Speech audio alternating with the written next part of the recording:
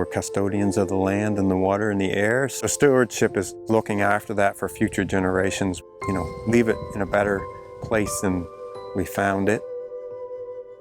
The next generation and the ones beyond, need some natural resources that have been looked after to carry on.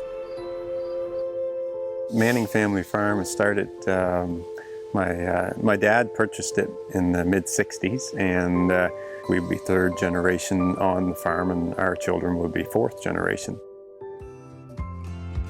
There's a lot of land here that the cattle can utilize because some of the ground is just strictly grassland. It's not suitable for crops.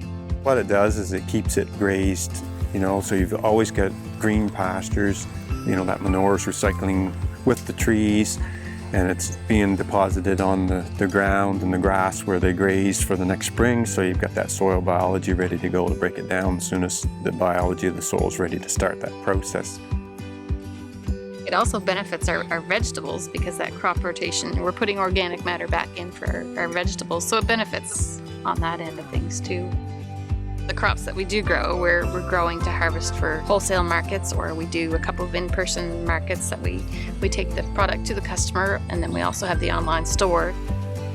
To me, environmental stewardship is looking at every single aspect of what we do and making sure everything's kind of working together to produce a healthy product. At the end of the day, we have to be morally satisfied with what we've done that day, that we've done it as, to the best of our ability. So it's not just benefiting us, it's benefiting our neighbors, or it's benefiting the land or the cattle. The wildlife on the farm is probably one of those meter sticks, I guess, to measure how successful you are in doing what you do for the environment and environmental sustainability.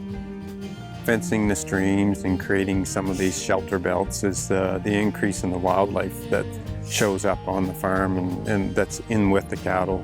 There's a multitude of mammals and fish, aquatic species, as well as in the places where we leave the wildflowers and riparian areas with the bumblebees and the honeybees that really thrive in these environments.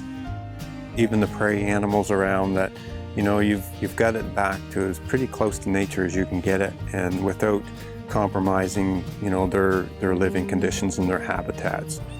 We feel, with the cattle here that they complement one another because they're living cohesively in the same environment. We're seeing daily, basically hourly of how that interaction is. And it's pretty satisfying to see that. We've always felt that we've had a responsibility to look after what we have.